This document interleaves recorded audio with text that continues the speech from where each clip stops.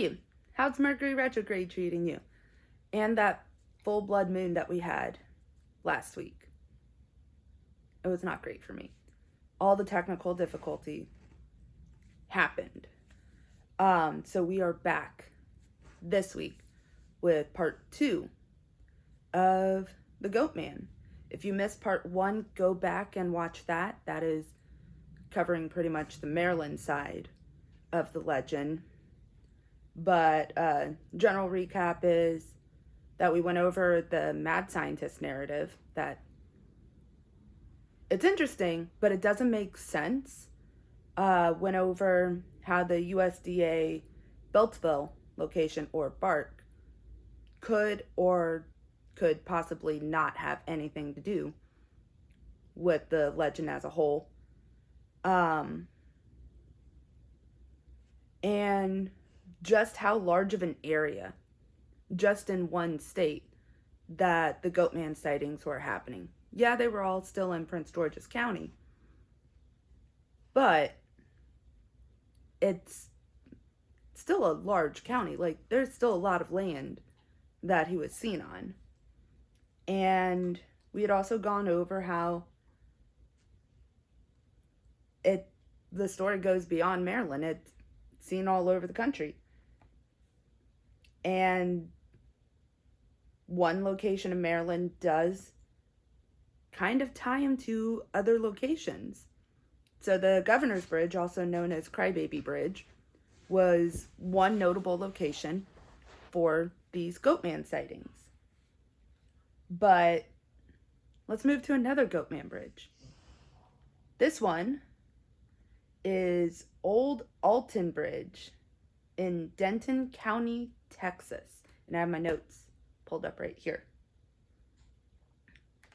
So Old Alton Bridge was first built in 1884 and earned a spot on the National Registry of Historic Places in 1988. The legend of the Goatman at this location originates in the 1930s with, again, a goat farmer. This was an African-American goat farmer named Oscar Washburn, and he used the Old Alton Bridge as advertisement and directions to his farm. And the KKK was still very much alive and vocally present during this time. They did not like that he was getting any kind of success. One night, the KKK kidnapped Washburn and lynched him at the bridge.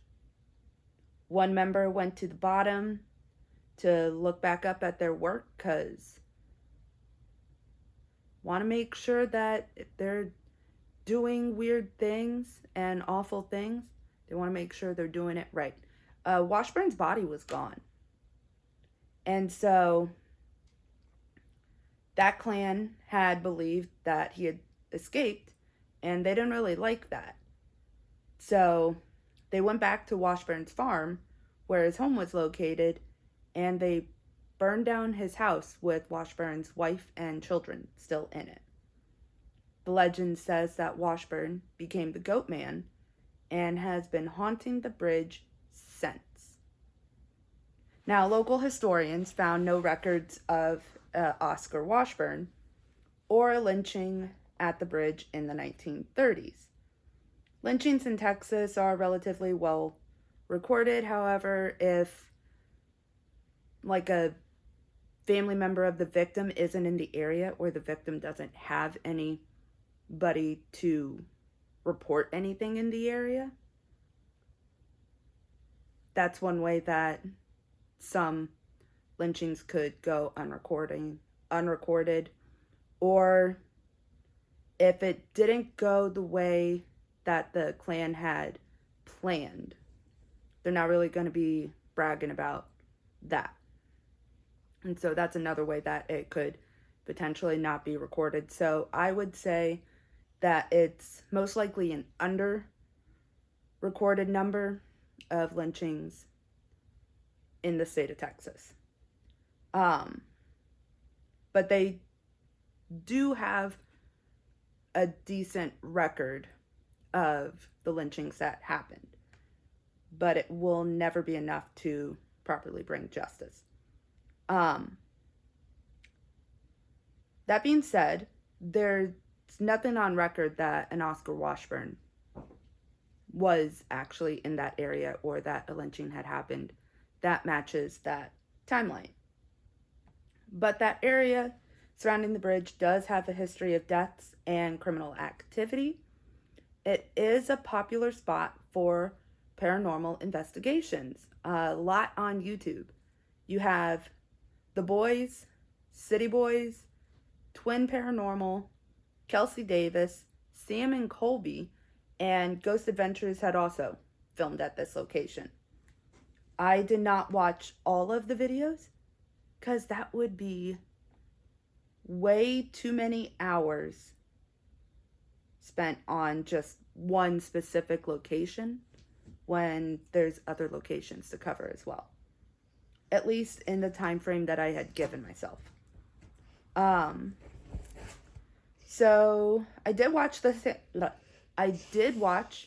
the Sam and Colby video. They posted that June 12th of 2022. They had Call Me Chris with them, and Selena Spooky Boo had made an appearance. She wasn't feeling well. She was on a flight back to Canada. They interviewed this one woman, Becky Vickers, who is of the witchy woo-woo side of things. And in that interview, she was relaying a lot of different paranormal accounts that had happened, different ways that you could protect yourself so you don't bring something home. There were reports of people seeing different apparitions amongst the trees surrounding the bridge. They're hearing things, people are being touched, and there's claims of possessions. And one of the crew members of Ghost Adventures had brought something home with them. There was a possession claim with that, and they brought something home. And according to Becky, there tends to be a target on women from the spirits. Sam and Colby had brought up the theory of it being an egregore, which is an entity that takes form based on a collective belief. So probably more along the lines of what's going on with Bunnyman Bridge in Clifton, Virginia, is that everyone believes that something's going on there, and spirits can kind of take on that form if, like, you believe that something's there, and or even if it's not there, other spirits in the area would kind of pick up on, oh, that's something they recognize and kind of form into that, and that's how they gain energy and continue to haunt locations. That's similar to what the whole Slender Man story came from, an online story, into people actually reporting sightings. Is it built up a belief that different spirits take on that form, and that's how they just continue to gain energy. So they brought up the theory of it being an egregore. Becky had also given protection tips, like I said, so that way no one in the group would bring something home or end up in an unsafe situation while actually investigating and exploring. They did have a tour guide with them. His name is David. He's from Haunted Rooms, and he was showing the path and showing them how to get from different locations amongst the one large location, so that way they wouldn't get lost. And also, like, hey, that side is a drop off, like, don't go that way, or this area is open to public investigation, that's private property, kind of thing. And David had also shared that he has had his own experiences at the bridge as well. And so, fast forward during the investigation, they did catch some very interesting events. At one point, Selena had called them after her plane landed and had recounted a vision that she had. She was on a plane. She couldn't see what was happening with them down in Texas. Like, she's in Canada, but was able to recount something that she was genuinely worried about. And they had caught a lot of activity. They had used the spirit box, they'd done the Estes method, and they'd used a REM pod. It's a lot, and I don't want to just like regurgitate the whole video. So definitely go check out their video. It's very in depth, and I always think that it's better to see it yourself. And I'll have that video linked down below. I had also watched the Kelsi Davis video, and that was posted June 22nd of 2025. She had gone with the whole group. She had brought Adam MacArthur, and Adam MacArthur is a voice actor. He's known for Jujutsu Kaisen, Demon Slayer, and Fruits Basket. And also a couple of first-time paranormal investigators. Kelsi Davis is sensitive to the paranormal, and Adam was kind of acting as, well, not acting, but he is the more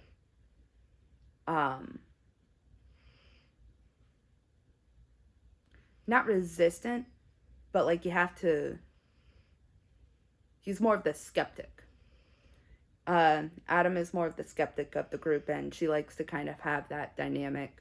So there is kind of like a neutral ground. So it's because if you do an investigation and everyone's a believer, everything's going to be read into where at the end of the video, you're going to be like, oh man, yeah, that's true. Whereas if you have like a video full of skeptics, you're going to be like, yeah, no, that's just not the case whatsoever. Kelsi had the dynamic of herself being a believer, having experience, Adam being the skeptic, and then you have the two newbies that, like, yeah, they're open to it, but they hadn't done it themselves. So that was really interesting. I liked that about their video. And that group all knew each other fairly well. So that's another thing. If you do investigations, don't go in with complete strangers. That's just a whole safety hazard in itself. But at one point, Adam just started taking the lead, and the rest of the group did note that that's not really like him. Kelsi's more of the leader, since she is more well-versed in the paranormal and investigations in themselves. And they also caught a lot of activity using the tools that they had brought. They had also done the Estes method. They brought their own spirit box. They had a REM pod. They had a music box. Overall, the Alton Bridge is very well documented with activity amongst all of the investigations that go on there and getting filmed. Kelsi Davis's video I will also link below. And so the Old Alton Bridge is well documented. It is open for investigations, but not all locations where this Goatman is said to be seen are open to the public. And so that brings us over to Louisville. Or not in Louisville, but the Louisville area. We have the legend of the Pope Lick monster with the Pope Lick Trestle. The Pope Lick Trestle is in Fisherville in Jefferson County, Kentucky. And it is said that the Goatman haunts the bridge where it's an active railroad. And it is a federal crime to trespass. And honestly, getting arrested would be the lucky outcome, because the other option is you die. Like, you either fall off the bridge or you get hit by a train. So don't go ghost hunting at this next location. We also still have another goat farmer origin story that tends to be coming up a lot. And it is believed that the Goatman lures his victims up onto the tracks, where they have to choose to either jump or get hit. There are people that say that the Goatman is mimicking the sound of a train, which is causing some people to jump, like, before a train is actually in sight. And then there's others that just lure you up there, like, right in time of the train arriving, where by the time you're up there, it's too late. You have nowhere to go. And I'll also have pictures somewhere up here of the trestle. There are dozens of deaths that are tied to this location. Many of them are in relation to paranormal investigations of the Goatman. And Patrick Hundley, he made a really good video covering the general overview of the Pope Lick specific legend, but he also very much highlights the dangers of investigating the tracks and the trespassing. And Hulu also has a docuseries. It's Out There, Crimes of the Paranormal. They have an episode dedicated to the trestle and the Pope Lick monster. And it primarily focuses on the problems that the town faces with trespassing and just how much it impacts the town, whether it's people that know the victims personally or if they can relate to them based on their age, or like, oh, I have a daughter that age kind of situation. And it's a major problem in the town, so they have a Goatman festival. Go to that, stay off the tracks. Go to the Waverly Sanatorium in the area. Just don't trespass and put your own life in danger for trying to investigate something that's unknown. There's better ways to investigate. But also with this location, this is not specifically tied to the Goatman. But if you listen to the Two Girls, One Ghost podcast, they had a listener story that they shared on an Encounters episode. This one was posted back in October 9th of 2025. It's Encounters episode 302. And if you fast forward, if you watch it on YouTube like I do a lot, you can fast forward to Hoofprints in the Snow. And it's this whole story of an encounter that a listener had. It's not specifically to the Goatman, but at the end of it, it kind of had me wondering if she had an encounter with him and just didn't realize it, because she's also located near the Louisville area. She didn't drop the actual location when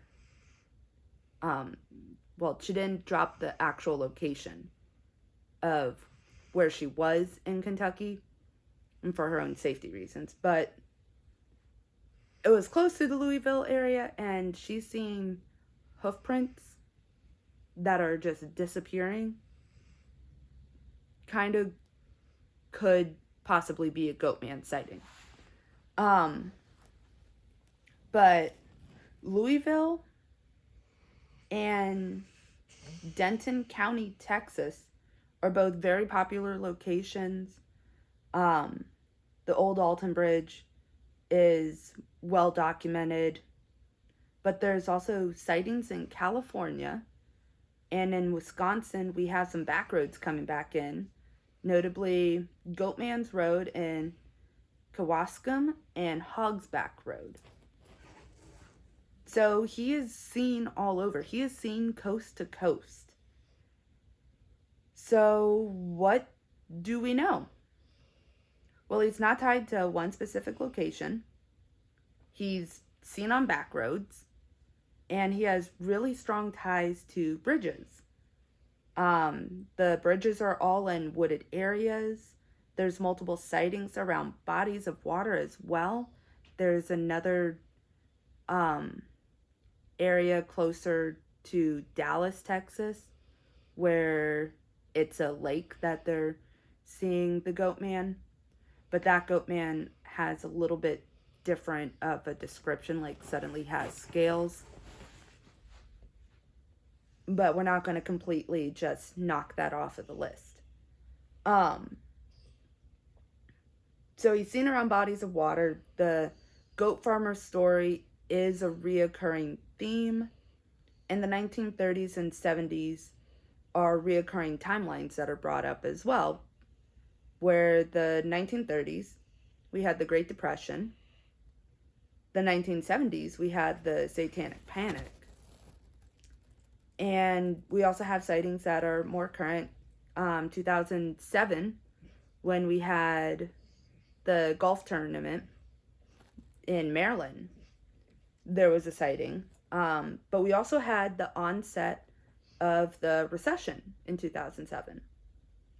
2016, we had some photos sent in to a Maryland radio station and news station where they were reporting sightings in a park in Maryland.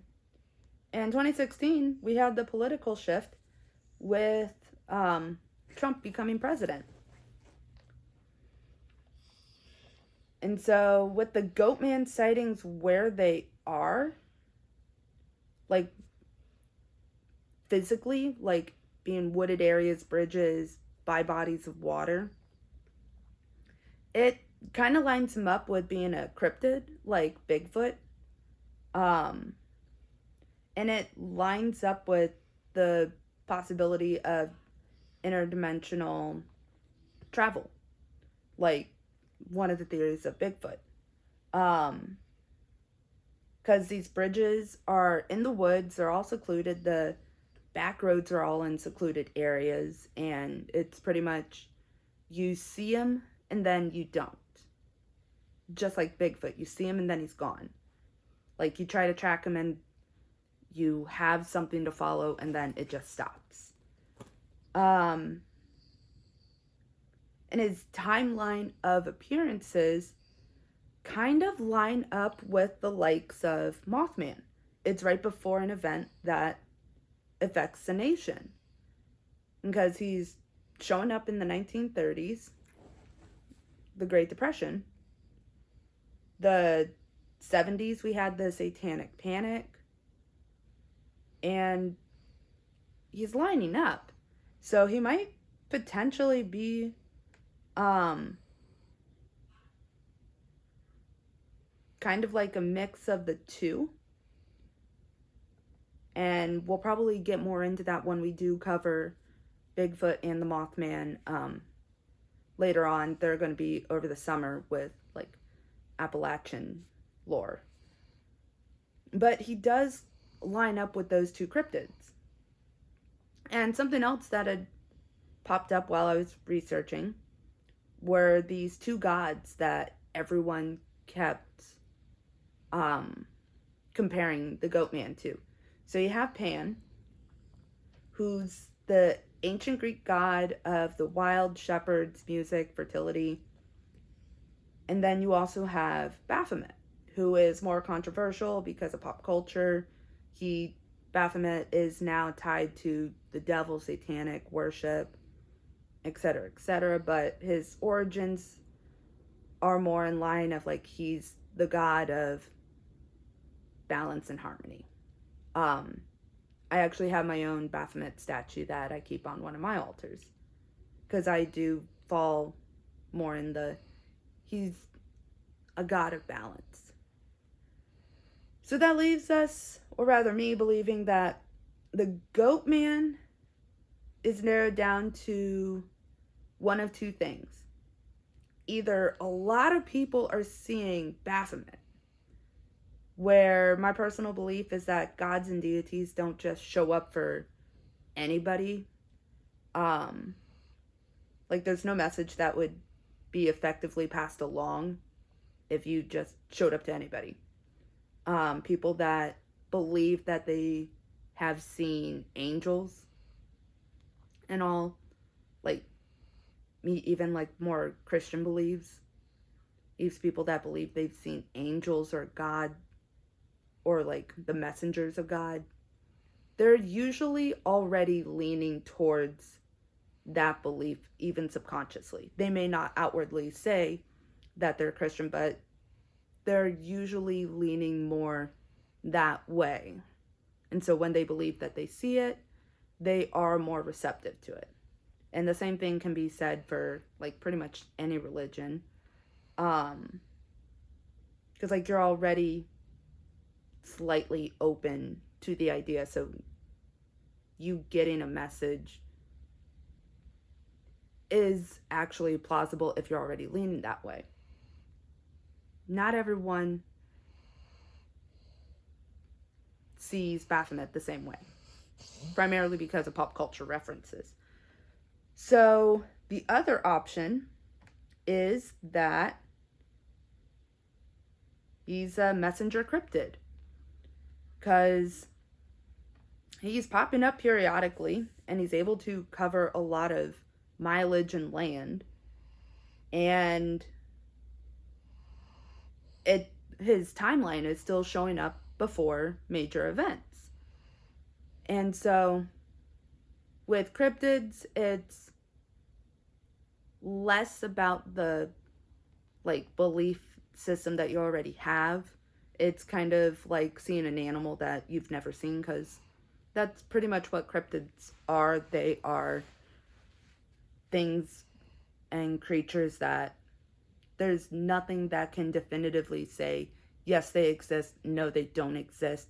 There's just not enough evidence to say either or. And so with the cryptid theory, that would be one that would be interesting to revisit at a later date. See if he pops up anymore, especially this year. Because, I mean, we're now in another war. And so if we follow the theory of him being a messenger cryptid, he should be showing up to somebody within this year. And it would also be interesting as to where he is suddenly seen. So we will definitely be checking back in with this story later on, probably the end of the year. It was something that I was kind of wanting to do anyways, just kind of see if there were any more activity or notable activity or sightings of different cryptids, or even like more activity at different locations that kind of come up with like better documentation. And so that is all I have for the Goatman. We will revisit him. Thank you so much for watching on this lovely the Friday the 13th. Comment below what your theories are, if you agree or disagree, if you've seen him, if you have any other encounters, or if you have any locations you want me to research.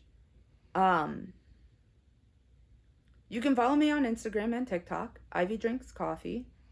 And if you're interested in the witchy woo-woo side of things, I will be posting a vlog next Wednesday, kind of spring Ostara prep, because next Friday will be the first day of spring. And so that will also be when I post the next episode of Behind the Haunt, which will be covering the St. Albans Sanatorium. And with that being said, this has been Behind the Haunt. I'm your host, Cassie. I'll see you next week.